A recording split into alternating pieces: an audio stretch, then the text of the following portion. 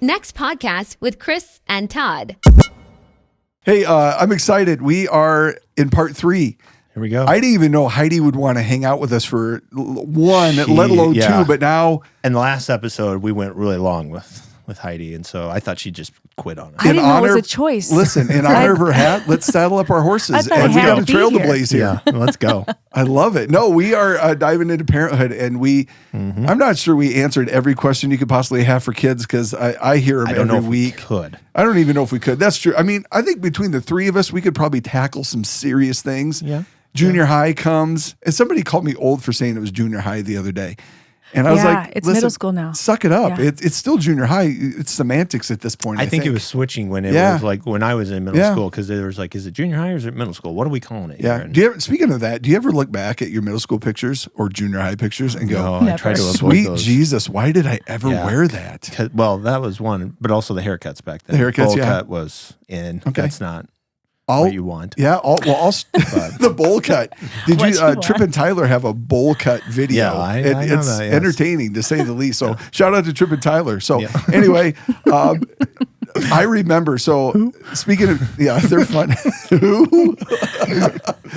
I heard somebody's possessed by an owl. Yeah. Who? Anyway, that'd be great. Oh boy, if we better get to it. No, but seriously, I was thinking about this as we were diving into teenagers, and I've got a teenager. I've got I've got two, and it's crazy stuff. But I remembered a conversation I had with my mom during my senior pictures. I hate my haircut all throughout high school. Wish it could have been shorter. My mom would send me to Mary Kay Campbell and say, "Give me a haircut," and every time it was the same bloody haircut. And I was like, I hate it. I hate my haircut. And I remember being irritated after my senior pictures going, thanks for letting me make my decision about my hair for my senior pictures. I didn't even know it was an issue, Chris. I'm like, yeah, it's because you weren't listening to me. But I appreciate that, Susie. It still hurts, doesn't it? It does. It stings a little bit. Mom was controlling. No, I'm just kidding. Susie's not controlling at all. Susie's a saint. You leave her out. You will not speak of Susie Swarnell. Anyway, she's going to be really embarrassed that we even talked about that. So it'll be fun. So I'm glad we did that. But I think you bring up a great example of the teenage years. Yes. Oh, man. Parents have to navigate. Yeah. Yep. Conflict, or waiting for conflict, or wondering what the next thing will be, or what grows you and stretches you, because, man, the opportunities are aplenty. Yeah. Because it's a huge transition time. Because from my experience, I don't have teenagers yet, but my oldest is getting close, getting that preteen years. But what I notice is this is that time where they are learning to kind of start becoming an adult. And so it becomes, now as a parent, I have somewhat of an adult in my house. Yeah. How do I navigate these conversations, but also just set them up to become an adult? Yes, absolutely. I only have so many years before they're on their own. Yeah. Oh, absolutely. I can affirm that. You are raising a tiny human, and it is the biggest responsibility in this. I don't think you can fall asleep at the wheel on this area and this phase of parenting. Heidi, I'd be curious if you're seeing this, because this is what I noticed as a youth pastor. 2 different phases in this: middle school and high school. Middle school, I feel like they are learning what it means to be part of a we dynamic. Like, this is us. This is what is community. What is, I want to be part of something. And so they're trying to fit in. Either jockeying for a position or a place. And so it's that phase where they're the goofiest. Like, that's why middle school is that weird phase. But we're also like, I remember I got certain haircuts. I wore certain clothes just to fit into the we dynamic. But then high school starts to change a little bit towards like, now who am I in the midst of this we? Yeah, really going for uniqueness in high school. And now I want to stand out. If it's a really confident, secure kid, or they're getting there. Yeah, it seems like, I think you said it very well. Like, middle school just wants to fit in and be part of what everyone's doing. And then high school wants to stand out and be unique. And I don't want anyone else to have the same sweater I have. And like, it's just, right. But yeah, what an awesome time. I love the teenage years. I love them. Yep. And middle school is still so moldable. Yes. I feel like, still so moldable. And you really hope that you've been building a relationship this whole time for them when they get to high school. Yep. So that you still have some influence, but yet at the same time, you've got this great respect going back and forth as you're letting them make a lot of the decisions, as much as you can and as much as they've earned. Well, yeah, and I mean, man, Taylor's 16 and I've got 13, and really one of the conversations we've been having around the house is the things that they see us do as adults versus the things that we expect of them and want in them, and you do. It really is a checks and balance. You've got to make sure it matches up, right? And I think a lot of times we think, well, do as I say, not as I do.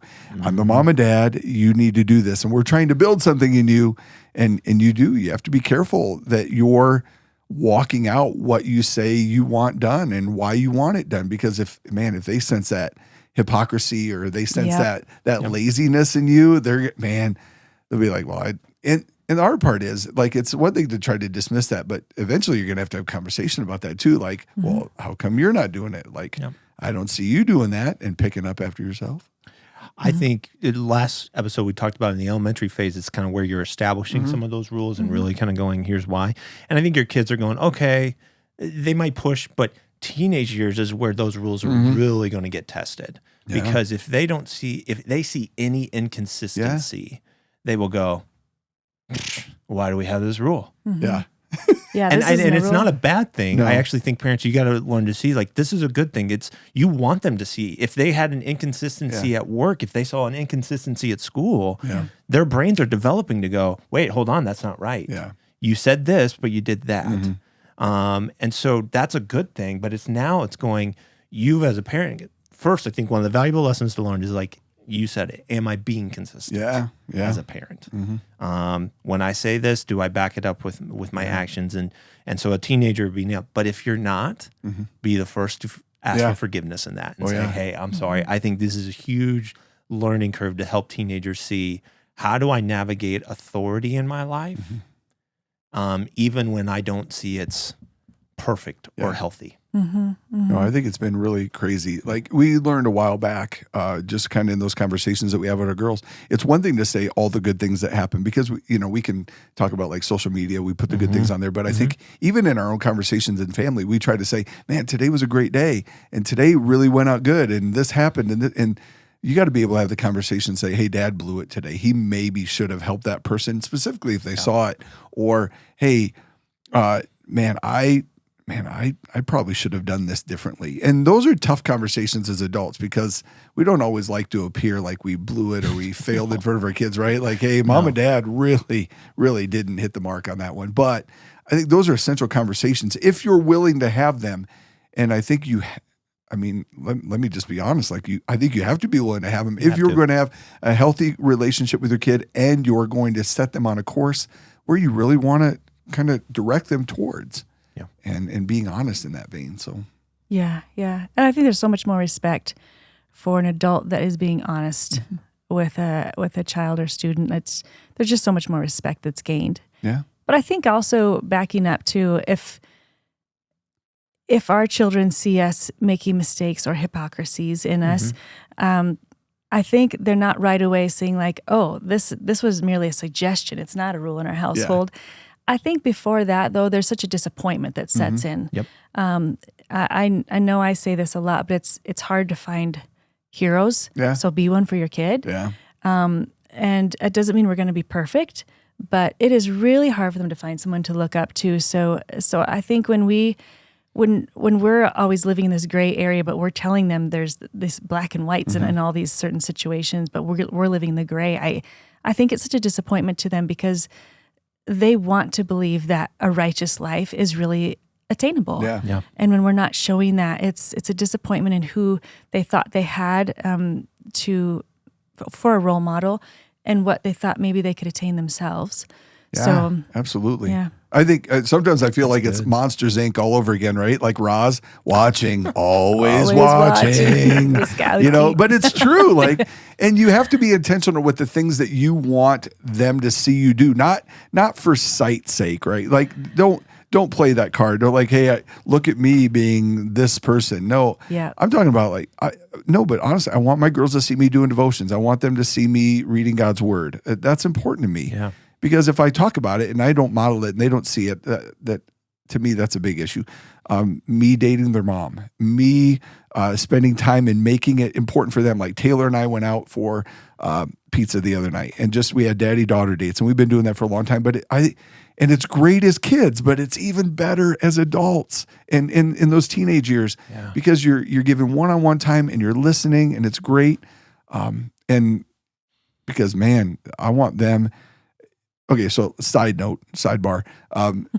For a while there, it was always like, as a dad, like, I'm going to beat up any kid that wants to date my girl, and I'm going to threaten them like, hey, you're going to treat my girl like this, and you're going to, I mean, we had that conversation. Maybe you haven't yet, but I mean, circles. I can relate. Circles I ran. No, I'm just kidding.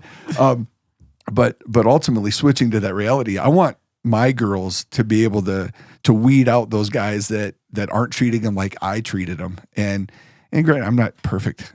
Man, I mess up, but I want them to see the things in me that they want to see in a guy and go, my dad treated me like this. How come this guy isn't doing that? And I want them to be able to weed that out and make those decisions. There is a change, I feel like, as a parent that you have to go, is like, sometimes it's tempting to be the helicopter parent. Yeah. Even when they're in teenage phase, be like, I'm trying to protect you from getting hurt. I'm trying to protect you from all these things. But I think one of the things that you can do as a parent that actually it's scary, but is one of the healthiest things, is let them fail. Yeah. Oh yeah, absolutely. Because if one of the things I try to keep, I tell Tina this, but also I was like, I want them to fail in my house. Yeah. Yep. So that they can learn. And I did this even in student ministry too. I was like, try to create moments to where it's okay and it's a safe environment for a teenager to fail. Yeah. Whether it's up front doing a funny game or something like that, to where it's like, hey, it's okay, you missed it, but you're in a safe environment with this. Our culture does not push for that. No, I would They agree. go, protect your kid, Rescue keep them them quick. happy, don't let them deal with anything. Yep. I was even hearing a story recently, like just to watch how society has changed, of like, there was a football team that just was destroying another team. Yeah. And so mom gets on social media and goes, stop bullying my kid, to the coaches. And it's like, we're not. Yeah. Like we changed at halftime, put the second crew in, the backups, and we stopped passing the ball. We're not bullying your kid. But what was interesting is that was just, everybody was on different sides of that argument. Yeah, I would You agree. look at that 40, 50 years ago, that was not even a conversation.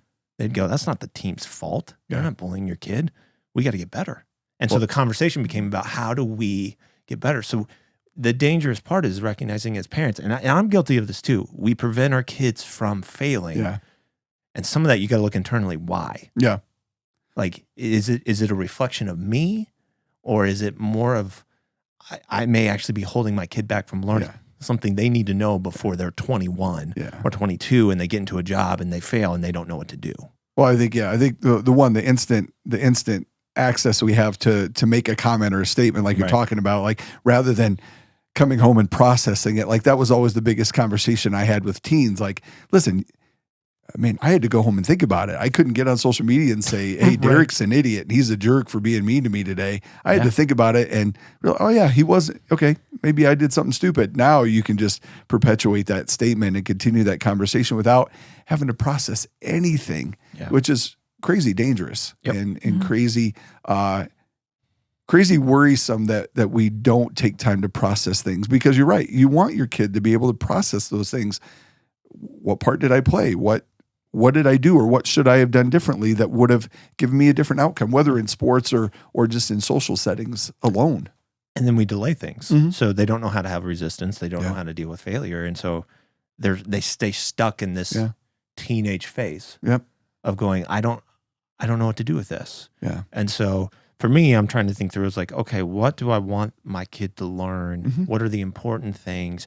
And am I setting opportunities up for them, hopefully to succeed, but there is a good chance they may fail at this. No, absolutely. So my mind is still, and I'm going to ask Heidi this because she's talked about this a little bit in the past. When you said helicopter parents, were you talking like an Airwolf helicopter? Like that takes me back. Or were you thinking like Chinook? Like a Chinook is loud, and we all know there's loud parents, and then there's those silent. But I think there's helicopter parents, but I also think there's like, I think Pastor David said it recently. Like lawn mowing parents. Like we just pave the way, and all these kids do is just walk, and they're like, So then they become apathy sets in because it's like, why do I need to try? You're just going to take care of it for me. And then there's other parts of it that are like, what if it doesn't go well? I'll just wait for you to create another path for me. Sure. So then it creates, and then we wonder why does this generation not want to do anything? And I go, they do. Yeah. But if we keep taking that away from them, absolutely, then what do we expect? That they don't want to do anything hard. Yeah. And Heidi's, talked a lot about that in the past, but I think she's got some good insight on that with her kids. One of my favorite things about the teenage years is how you start flipping the conversation, from when they were in elementary now. And it depends on the kid and, what kind of maturity and wisdom you're seeing in them. But when they're coming for those asks and stuff, can I do this? Or it's just so fun to turn it and say, what do you think? And we start using the word coach a lot more at that stage. And like, we're your coaches, or you're in the game. And we're going to step more on the sideline. You know how it starts out when you're coaching. You're running up and down the field and you're reffing the game as well as coaching it when there's little. And it's just swarm ball everywhere. But now you're staying on the sideline a little bit more. And I can walk out on that field anytime and lay down that red card. I can play my You go right to the red card. You don't go yellow card first. No, you're like red card right away. That is something I had to work on. Sage. But, it's just so great to start that learning. I think it starts with all those little everyday questions. And I think it's such a great way to respect your kid too. Like, you have a say in this too, and you have a great mind on you and a good heart. And what do you think? And I that's just worked really well for us to respect them in that way. I love the imagery you're giving there. Like, yes, we moved to the coach. We're on the sidelines. God's the ultimate owner of the team if you want to go that route. But you've got your kid who's learning how to be the captain, who's out on the field, learning to kind of they are an extension of you out on that field. And ultimately extension of God out on that field. And so that's the part it's like, but you've got to give them opportunities to do that. If you're constantly out there telling them, this is where you got to pass it, this is where you got to shoot it, this is where you got to do this, this is where they're going. And I remember doing that. Well, I remember Caitlin saying, could you stop yelling so much? You just watch sports. That's what it is. You are on the field constantly going, no, pass here. But as parents, you got to learn to be, and this is tough for us, quieter. Oh, yeah. And let it play out and go, okay, will they do it themselves? Because we jump from passing teamwork to take the shot. Why didn't you take the shot? Yeah. What's wrong? Don't you want this? Let's go. And we see that, I think, always wanting to take the shot rather than learning to continue to be a good teammate to set somebody else. Like, because we want to set them up to be a good teammate, to be a great friend. But yet, man, so often we if we're not careful, we can get in the place to say, take the shot, be in the light. And and we forget that they have never been in that situation on the field before. Absolutely. They are doing life for the first time. And you've already gone through those years, but they have not. And we forget that as parents, that they're just going through it for the first time. And if we're going to teach them to be okay to learn in front of someone, they've got to be able to learn in front of us. So, I just love that stage of asking, what do you think? And then, and sometimes if it doesn't seem too detrimental, saying, I would advise doing this in this situation, but if you want to approach it that way, go ahead. And then they get to walk through it under your roof, as you've said. They get to experience that under your roof and see how it plays out. And they're getting to learn right in front of you. It's still a very safe environment, but very much a teaching environment. And then you just avoid the situation of them getting to college and saying, I don't know what to do. Should I brush my teeth now or should I not? And you're like, so you're 20. Do whites and darks still go together? It really doesn't matter. Let's just call it. And you want to say, try it, see what happens, because those truly, those lessons stick more. They do. I remember my dad saying, hey, Heidi, be careful when you hit the sunny spot skiing. It's going to grab your skis and it could throw you a little bit. And I'm like, okay. When I hit the sunny spot and didn't slow down or prepare for it, boom. I hit hard, but man, I watch the sunny spots every time now.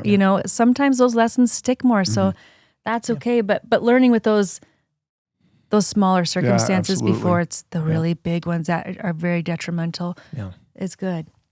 I remember hearing another sorry, just full of stories today. But another example of like, there was this dad who was, trying to raise his kids up in a healthy way, doing all the right things. But his daughter started dating this boy who they're like, dun, dun, dun. Like, what? Why are you dating him? Like the complete opposite of what this family, like, not to like be like stereotypes here, but it was just like, it was goth. It was like this, like what are we doing here? Like a complete different belief system. Like, and so he kept like fighting, and he's coming to this, like, why is my kid doing this? What's going on? And the counselor kind of looked and was like, remember, every one of us wants to put our stamp kind of on this world. Yeah.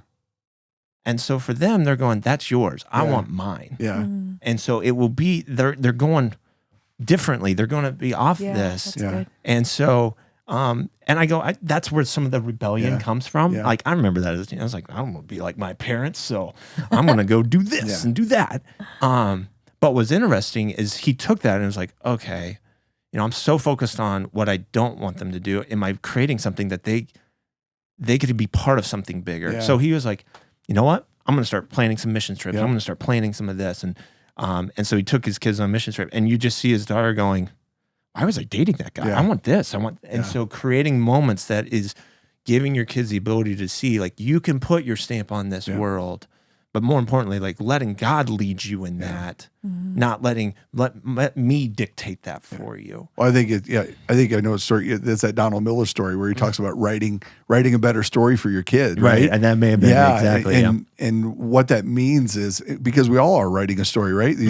And some of us look at our chapters in the past with our parents and go, oh man, I really screwed that up, or I didn't engage that right at all. And you and I deal with this in marriage counseling all the time. There's this conversation of what do you want, and what are you willing to change in regards to where you want it to go? Because if you didn't like that, if you're not making necessary, intentional changes, you're going to just continue down that path. Yep. And it's just so important for us as parents to say, okay, well, what do we want to do? I mean, you and Tina and you and Kevin made those decisions to say, where do we want to go? What do we want to see? And those were big conversations for you guys, right? Like just saying, hey, man, Heidi and Kevin this is what we want for our kids. This is where we want to go. And they followed that in a lot of regards. And you and Tina are watching that with younger kids. And it's just fun to, it's exhausting to watch you sometimes going like, I'm tired for you sometimes, because I'm sitting at my house going, man, nobody asked me anything tonight. And this is beautiful, Oh man, last night Nora just kept talking straight for 5 minutes, and sweet. Tina went like, how do you have so much to talk about? Half of it didn't make sense, but I mean, just questions is just like, why am I not in this picture? Why am I in this? What's going on with this? Why do we have this? And we're like, I didn't get a chance to answer the first question. Yeah. Like, you're on to your fourth. And I think sometimes we long for that, right? We long for those days where nobody talks to us. And I think that's a dangerous thing. I think that's a dangerous mentality. Say, I can't wait to get to that time where they can do their own thing. And now I'm sitting there going, no way. I miss it. I love when Taylor comes and says, hey, what do you think about this? Or, hey, I was just wanting to come and cuddle with you. And I'm like, this is the best ever. Anyway, but it's true. Heidi's on the other side of that too, and has seen those teenage years. But, now college years have been different from what I expected them to be. Yeah. It's, well, we get out of part 4. Let's have her come back. It's big questions. It's big conversations. It's they're sometimes torn in two in the middle of what should I do, and it's a lot more navigating than I thought it would be. Yeah, absolutely. Yeah. But wow, it's a cool stage too, because you see all that coaching. Yeah.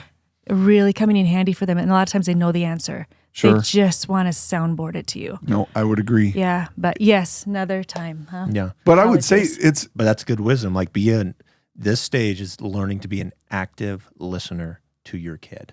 That's it. What do you want to see when it comes to that point? It's going to be hard, because there's going to be parts of you that go, oh, no, let's correct that. No, let's correct that. No. Yeah. Let them process it with you. Yeah. And you actually say less, as you put it, ask more questions than giving answers. Yep. And I'll be honest, like, that will be hard, I know, for me, because I am one that's like, oh, I want to help. I want to fix so quickly. And I know a lot of parents feel that. And you hate seeing your kid struggle through something. But just like, you got to give them room to do that. Though. But the victory and the learning on the other side, they're like, I figured it out, Dad. And so much of your coaching, your teaching is in there, and a lot of it is from watching you try to live a righteous life. Mm-hmm. That's where most of the coaching comes, is from watching you, not what you're saying all the time, but man, it's cool to see them like build this confidence. I remember about the junior year in high school is when all our kids seemed to hit this confidence we'd been waiting for. Yeah. And from that, they started to grab more of the identity that they really were after. Sure. Instead of looking to all these other places for it, they're like, it's you and me, God. Yeah. And this is what I want to be and who I want to be for you. And that was a cool stage to hit. Then because of all those experiences you allowed them to be, but also that great example that you were to them as well. Yeah, absolutely. And but I don't think you can stress that though, right? Because I see a lot of parents stressing right now where their kid is at, what they're doing, what they're involved in, or how they're reacting to things. Because I would say Morgan will be like, "Why did you talk about me? Come on, man!" But Morgan didn't just dive in right then and there. She took time into college where she really began to make those steps and take those steps in college, and it was awesome to watch her take those steps. And we knew they were there. We knew they were going to come. Yeah. But man, it's watching, it's continuing to engage. And it really all does depend on what environment you set. And sometimes like moving and just transition and friendships, all those things play such a huge impact in where your kids engage and how soon or how they, because Taylor has been ingrained here in Rapid City for a long time.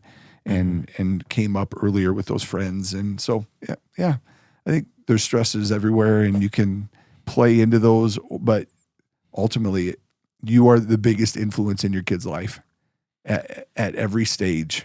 Mm-hmm. And what's crazy about you can still be a bad influence and you're still the biggest influence, which is just crazy. Great point. I asked Morgan that the other day. I was like, did I miss something as a dad?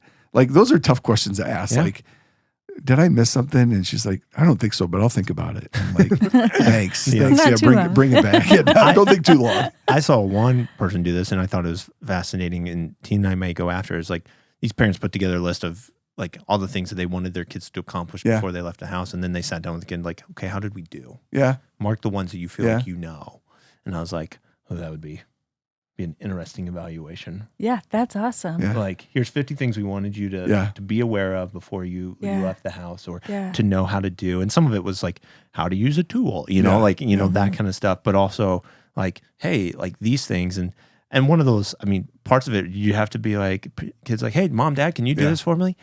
No.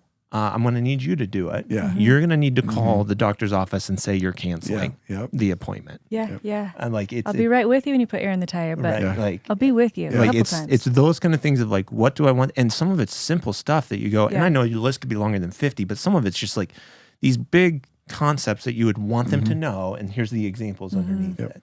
Yeah. That I thought was like, oh, that's good. But like you said, you've got to be intentional with it. You got to put in the work, because you can have a lot of great ideas and great intentions as parents. But if you're not willing to sit and take the time, or you're too busy to it, you're going to miss out on stuff. Yeah. If you don't know how to do it, find someone to help you and coach you through it. Don't just try to close your eyes and pretend it's not happening and hope they just get through this or that stage. But talking about stages, like getting to these teenage years, I feel like we can't do this section without talking about dating, your teen dating, and how you navigate that. Yeah. So, Chris, what has worked for you? How have you approached this? So we made the decision really fast. We're like, hey, when you're 16, we can have that conversation about dating. And that's our rule. Like, you may be ready, you may think you're ready, but when we turn 16, we can have that conversation. And you can be friends, you can go out as friends, but not until that time. And so Morgan made it easy on us and didn't just choose to date anyway. I perpetuated early the song that is perfect, I think, for teenage date. Don't give me the lines and keep your hands to yourself. and I played that as often as I could. I'd be like, don't give me the lines and keep your hands to yourself. Boys are stupid. Anyway. No. And you're like, but like I did. I wanted them to focus on who they were and who they were becoming and who they were being more than any other thing that they were going to hear, because I wanted them to hear from me as a dad. And as a dad of 4 girls, it was for me, it was vitally important for them to understand, man, who a guy is. And I get it. Like, all of them are different. Like, Morgan has had some dates in college, and I'm super proud of her. Man, like, she called me a while back. She's like, man, you set the bar high. Yeah. And that just makes me feel good as a dad. I love it. Yeah. But, each girl has their own interests, but we're consistent. We're intentional. Like, hey, we love you. When you turn 16, we can start talking about dating, but we're going to have times where we're going to have conversations about being home. And, we have all those conversations about early on and often, like, what do we expect? Yeah. Your value. We want to be able to trust you. And trust is probably, to us, the biggest conversation regarding that thing. Like, no matter where you're at, no matter what you do, mom and dad need and want to trust you. So if you tell us one thing, we want to believe you. We want to be in your corner. We never want to have a reason not to go to bat for you if something ever comes. And secondly, mom and dad are always in your corner. Man, we're going to fight for you. We're going to go. We love you. And that's, man, I need them to know that early and often. So that's good. Watching it as a youth pastor, and someday, like, my kids doing it, like, those dating years, my biggest thing is the way to know that your kid's ready to date is their identity is in Christ. Yeah. Because if not, their identity will get shaped by dating. Sure. And not shaped, because that's not bad, but it would be their identity becomes who they're dating or what they need from dating. Yep. And so that's, as a parent, be like, ooh, that's a really big red flag to go. And I'm not saying they can't learn. You could put some parameters on that, but you should be holding that back from them until you see that, ooh, your identity's in the right place. Okay, so let's try this. Let's walk down that. And so some kids will be able to navigate that better. I know for me, looking back as a teenager, my parents may have set some rules, but I did not follow them. No. I hid dating from them. Yeah. Like, it was all those things. Just because I was like, no, I want to go do this. Yeah, I dated way too much early on. Yeah, and I'm like, it was bad. I can make this happen without my parents ever knowing. So let's just do that. And I go, that's not, once again, let your kids fail within your house. And they may break those rules. They may do all those kind of things. But it tells you where their heart is at. And I would have said my identity got wrapped up in that instead of it being in a healthy place. Sure. So important to get to know that person that they're interested in too. Like, you invite them to so much stuff. There's certain stuff that's just family stuff, but I remember taking walks with my girls as boyfriends. Like, let's take a walk, and we would talk about all sorts of things. That is solid. We did a Starbucks date. I dropped them both off at Starbucks with a list of questions. This is how you should navigate things in dating. Nice. This is what our rules are, and this is what this is how you should even navigate your breakup should you have one. This is how you do that, and how you don't do that. I gave him money and gave him the list, and that's awesome. I thought I'd get change back, but no. They you're never going to get change back. That change is totally worth. Yeah. They came home later. Maybe I picked them up or they came home. I don't remember, but I remember them going, "Oh, I don't feel so good," because they had just loaded up on so much sugar. You just bought a $12 drink that loaded you with sugar. They avoided all the questions and just filled their mouth full of things. Well, let's just not talk. Just eat. And if that makes that other person uncomfortable or my child. Okay. Sorry. Listen, I developed the art of making people uncomfortable, and I want to instill that with my girls. I would say you're good at that. I appreciate that. Good job. That list is still in their head. I know it's still there. And also for that person that didn't become part of our family, it's still in his head too. I remember one boyfriend in particular being funny and yelling out, "You're breaking rule number 13!" And wow, that's awesome. He embraced it. What a cool person. But that they knew the rules, and we gave them a copy of the signed. They had to sign it too. Wow. Oh wow! We gave him a copy. We sent it to solid contract there to him and to our asked if his parents wanted a contract covenant. Let's go. No, parents are like, "What is going on? Yeah. Who are you dating?"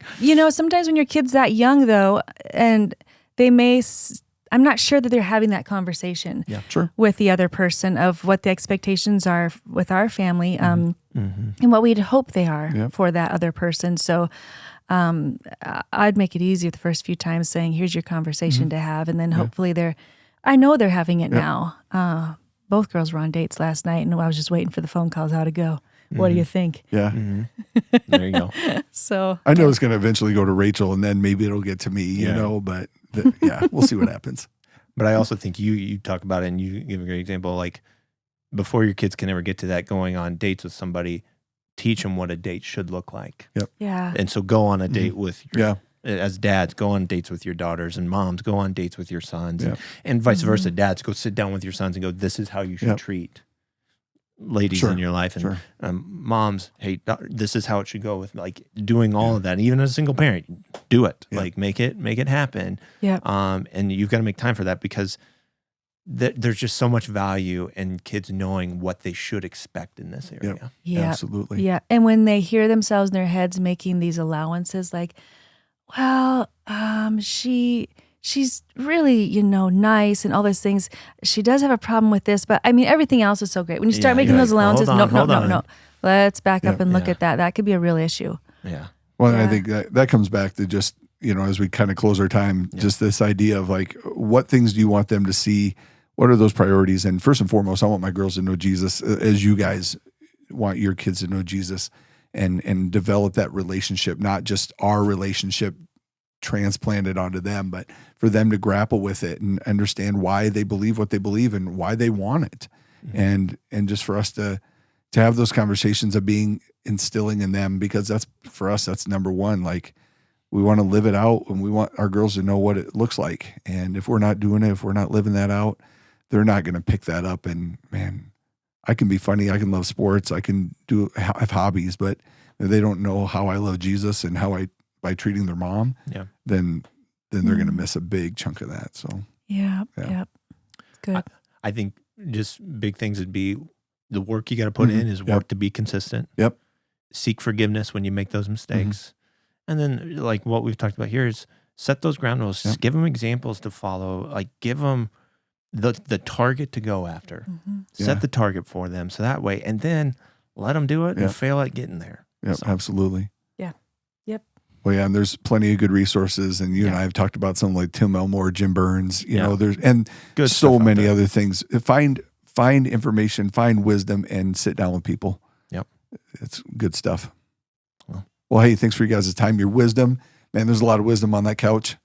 And in that chair, there's just a lot of weight in the chair. So stop it. But no, it's all good. I love it. I love having this. I know we get this conversation for a long time, and Milton, who takes care of us in this conversation, is probably shaking his head like, you guys should have wrapped that up a long time ago. But thank you, Milton. Milton's job. The best. Yep. If you don't know Milton, you're missing out. Yep, for sure. Anyway, hey, we'll see you guys next time, and thanks again for the conversation.